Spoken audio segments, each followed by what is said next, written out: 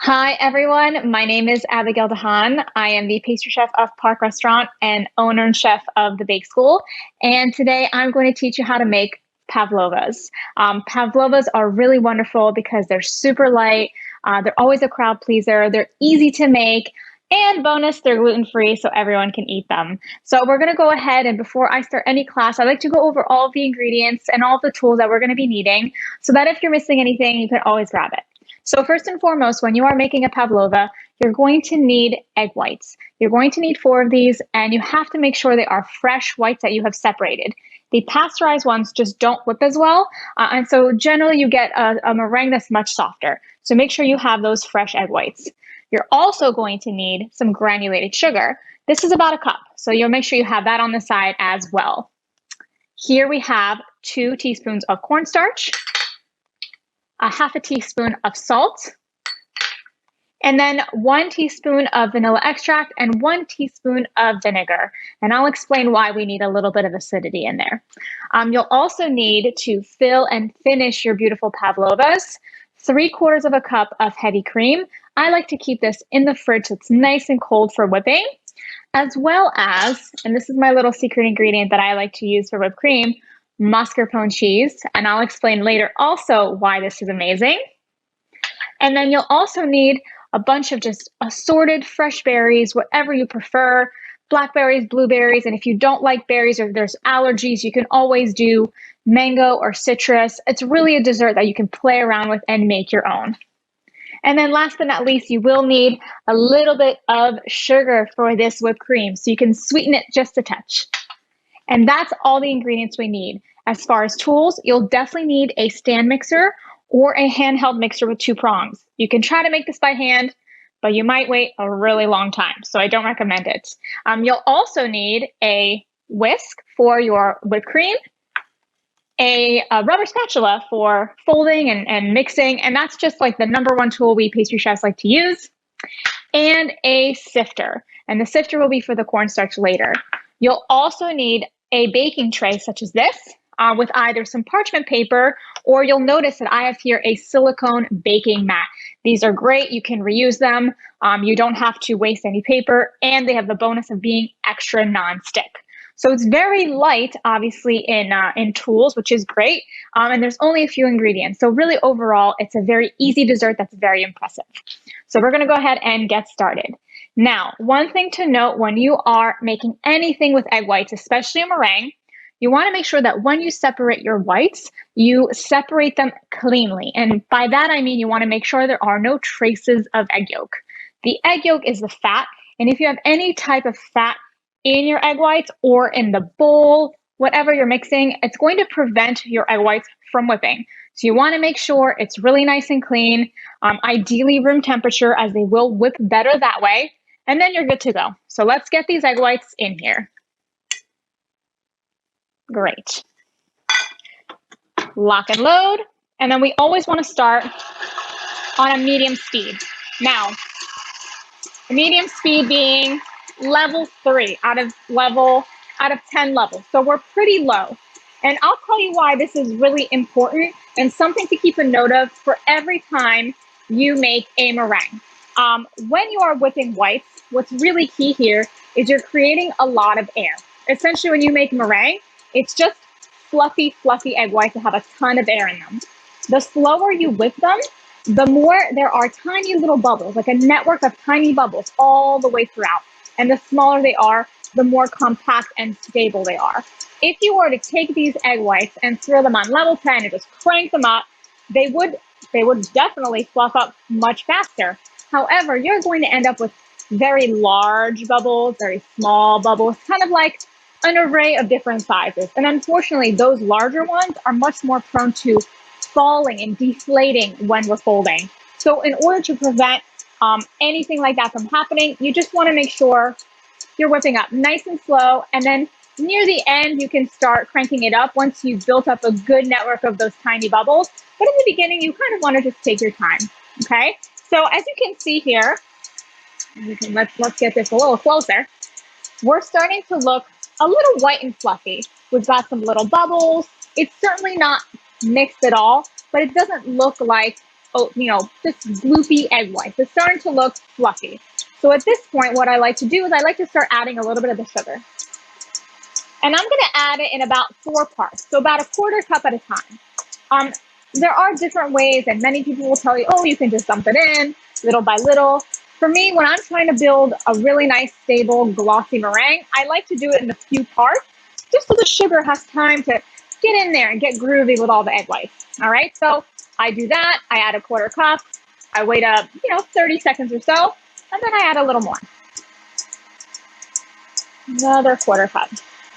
And then we just wait for our beautiful glossy meringue to develop. That's all we want. And this is the part where you have to be a little bit patient, but I promise the patience will pay off because you will end up getting a really beautiful meringue. We're starting to get kind of glossy, which is really nice. So we have a nice shine, but still they're very soft. But we can go ahead and add the 3rd 1/4 cup. And then we wait. What we can do in the meantime is add in our salt so it has time to dissolve. Get that in there. Beautiful. We're looking really, really good. So at this point, we know we've built that stable network. We're really getting a nice meringue. So at this point, you can crank it up a little bit. So I should be at a level 4 about now. So you want to be incremental when you do this. That's really the key here. So I'm going to go ahead and add the little last bit of my sugar. Get that all in there. Beautiful. And now we wait. And it shouldn't take very long. I'm going to give this about 30 seconds, and then I'm going to crank it up a little bit. And by the end, what we're going to do is a method called serrer. Serrer means to tighten in French. So when we crank it up all the way at the end to like level 8 or 10, we're really trying to get a really beautiful final lift and a really nice final glossy finish. And it's okay when it's at the end because again, that you have that stable network of air bubbles and it's going to be a really stable meringue. All right, so now let's take it up a little bit. All right, there we go. And now we just wait. It shouldn't take very long. We're looking at maybe a minute or 2 to really get the texture we want, or less if old Betsy here decides to behave today. You can start to see the traces of the whisk inside of this meringue. That's what we want. That's how you know it's getting thicker and thicker. Nice trace of the whisk. So now we crank it up. Oh, it's going to be so nice.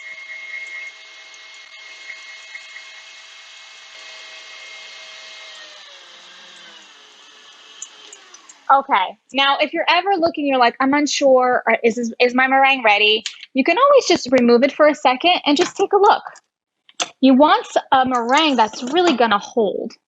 So you can see I have something that's nice and firm and holding, but still really glossy. That's perfect. So now you can get rid of all this. And you are going to be grabbing your cornstarch and your vanilla and vinegar. And by the way, if you do not have vinegar, you can always use lemon juice. It's really the acidity here that is important. And the acidity, as well as the cornstarch, gives you extra stability for your meringue in the oven. When you bake meringue, it can get really, really sticky, especially with, depending on where you live, if it's very humid. So this cornstarch kind of helps it stay a little bit drier and gives it that like chewy inside and crispy outside, which is the perfect texture. The vanilla obviously gives it a little bit of flavor. And then the lemon juice, again, extra stability. So we're going to go ahead and add that in. I like to start with the liquid, and then I'm just going to give a little bit of a fold. And again, you're going to say, well, I'm adding liquid. It got a little bit softer. That's okay. Don't worry about. Again, these are supposed to look kind of rustic and freeform. So if they're a little bit softer, it's really not a problem. And then you're going to go ahead and sift the cornstarch. I really like to sift this because I find, especially with cornstarch, especially if it's a box that you've had in your pantry, it's been a little humid, it's been there for a while, there's going to be clumps, and you don't want a clump of cornstarch in a beautiful, crispy, chewy meringue. So just as a rule of thumb, I like to just give that a good sift. Get it all in there. And then same thing, we're going to fold. Now, I know some of you might be thinking, this is a great Schitt's Creek joke. However, folding is essentially the act of taking batter or whatever this may be, in this case, meringue, and literally folding it on top of itself. And that's how you are able to mix something in without deflating it. If I were to just take a whisk and just go to town on it, I'm going to start deflating everything. We don't want that. So you want to be gentle. You want to gently fold. And as soon as it's in, there's no need to mix anymore. So it shouldn't take very long. Again, it's just a couple of teaspoons of cornstarch, but it looks really beautiful and really fluffy. Great. Now all we have to do is get it on our sheet tray. I mean, come on, how easy was that? So this will make about 4 to 5 large ones or 6 to 8 small ones. So it's really going to depend on your size. I like to have them where they can be, larger individual desserts, but everybody is different. So what I'm going to do is I'm going to take with my spatula and I'm going to kind of drop a big blob here. And I'm going to do 4 big blobs to start, and then I will assess and add if I have any left over. And again, they're going to look super cool and freeform. And that's kind of the fun part. And this is always a really good one for, obviously we can't have gatherings now, but hopefully soon, hopefully, as they say, by the 4th of July. And this would be such an awesome dessert for 4th of July because you get that sweetness, you're going to get some berries, it's really fresh, it's really light. And it's also something that people can just, make themselves. I have a little baby guy here. I'm going to do it right in the middle. It's going to be nice and cute. Okay. Now, there's only one thing left to do before we put this in the oven. What you want to do is create a groove, okay? We need a place to put all of our stuff, our whipped cream, our berries, if you have mint, whatever it may be. So we want to create a little groove. So what you're going to need is a spoon and a little bit of water. And the water just helps your spoon to not stick as much. So just kind of dip your spoon in there and then use the back of the bottom of the spoon and just create like a little boop, a little divot. Voila, you made a little hole. Then go back in there with your water and just rinse and repeat. That's it. Lovely. Let me do my last one. Perfect. And if you remove a little bit, that's okay too. It's in, it's in the good spirit of getting a nice shape. Okay. And this is all done for the pavlovas. Now, all we need to do is bake them. These bake at a very low temperature. We're talking 250 degrees. So it's kind of a low and slow deal. They're going to go for about 35 to 40 minutes. 40 will get them a little less chewy, 30 to 35 a little more chewy. So what you're looking for here is for it to remain still a white color.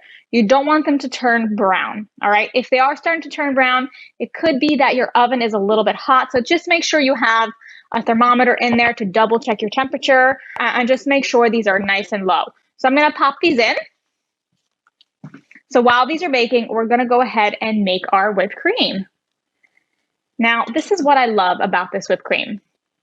Normally when you either you buy a can of whipped cream, which is delicious, I will not knock it, or you make your own. I often find that sometimes when you whip cream, especially depending on the cream you get, there are many kinds at the store. There's heavy whipping cream, there's regular heavy cream, and really the difference is the ingredients on the back. They will whip up very differently. Some of them will kind of start to look a little bit watery.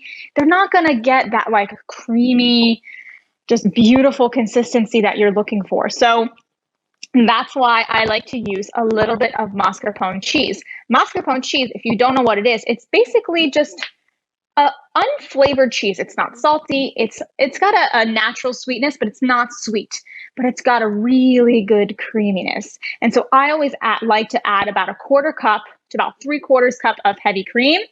And then I whip that up and it just gives the most decadent whipped topping. Okay, it's going to take your whipped cream game to a whole new level. So what we're going to do is we're going to grab a little spatula here and we're just going to add our mascarpone cheese right in here. So already so far, easy, right? Now, with my whisk, I like to just give it a little bit of a breakdown because sometimes it's a little clumpy. You know, obviously it's a very thick cheese. So we want to just break it down gently with your whisk, especially in the beginning. If you start whisking like crazy, it's just going to slosh everywhere and cream all over the kitchen. It's going to be a big problem. So break it down, and that way you can easily start to whisk. And oh, I didn't mention this. Bonus, mascarpone makes whipped cream whip faster. If you whip it by hand, it's definitely not difficult, but it can be a little time consuming. So this makes it go much, much faster. All right, so I get that in there. And once it's almost all fully dissolved, then I can add my sugar. I have about 2 tablespoons of sugar here, but I always like to tell people, you got to go with what you prefer. If you like less sweet, go less sweet. If you have people that are, you're like, oh, we're eating pavlova, it's full of sugar, so maybe I'll just go lighter. Do 1 tablespoon. If you like things extra sweet, do 3 tablespoons. It's really all about what you want. And then all you do is just whisk it together. Now here, you could flavor this if you wanted. You could add vanilla bean, vanilla extract, if you wanted to add a little lemon zest or orange zest.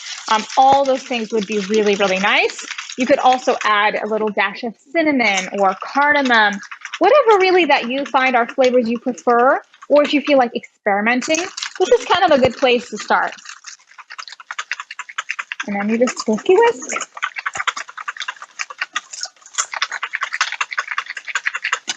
I have gotten very good at whisking at this point, so this shouldn't take me very long. But I find that if you are struggling with one hand, which if you're not used to whisking, it can be very tiring, I do suggest changing the direction of your hand, either this way or start grabbing it this way, this way. That kind of helps alleviate some of the pain in the arm.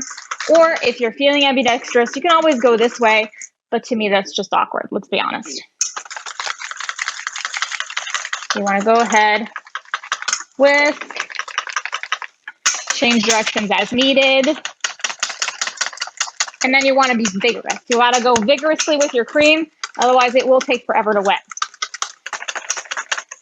Oh yes, this is looking really nice. So again, with this, we want to make sure it's just nice and creamy and thick and can hold up inside of that little pocket in your pavlova. So you don't want it too loose. I have here what I like to call kind of like a medium stiff peak. It's nice, it's soft still on the palate, but firm enough to hold up. That's it, so easy. Great, and now let's assemble a few. I have some gorgeous assorted berries. I have raspberries and strawberries and blueberries, my favorite. And I have here, ta-da, some pavlovas. No, these are not the ones that are in the oven. Although, could you imagine if I was that good? That would be great. I also have a little bit of mint that I like to keep soaking in some cold water, and it'll stay really, really fresh and crisp, okay? If you leave it out, it'll look a little sad. But in the water, it can stay like this for hours, and it'll stay nice and fresh. So just something to keep in mind. All right. And now we assemble. I'm going to start with this one right here. A little dollop. And then just pile on just as much as you want. A couple raspberries, a couple blueberries, and then just have fun with it. This is the best part. I love when berry season comes around. It's not quite yet, so they might not be amazing, although these are actually surprisingly good. But especially when berries are in season, you can't beat this dessert. Or when stone fruit comes in season, peaches and plums, man, that is delicious. So there's really a variety of ways you can do this. Let's do a little sprig of mint. I like to just, how cute is that? Oh, so cute. Great. And then my most favorite thing, and if you know me but at all, and you might not, but some of you might, gold. I always finish my desserts with a little gold because I am very extra like that. So it wouldn't be me without adding a little gold. We're just gonna add a little bit. Just make it look really beautiful, really elegant. And oh my gosh, I mean, does it get better than this? That's it, guys. So easy, so delicious, so light. You're going to love these. And I would be remiss if I didn't try one. So I'm going to get in here. Pardon me while I grab a knife. Oh, yes. You hear that? That's a good crisp. And then we're hitting a little resistance. That's the chewiness. So that's exactly what you want. And then you can either just dig in with your face, with a fork and knife if you're feeling civilized. I'm just going to dig in. It's messy, but it is so good, you guys. You are going to love it. And that's it, guys. I hope you had a really good time watching, and you can always reach out if you have any questions.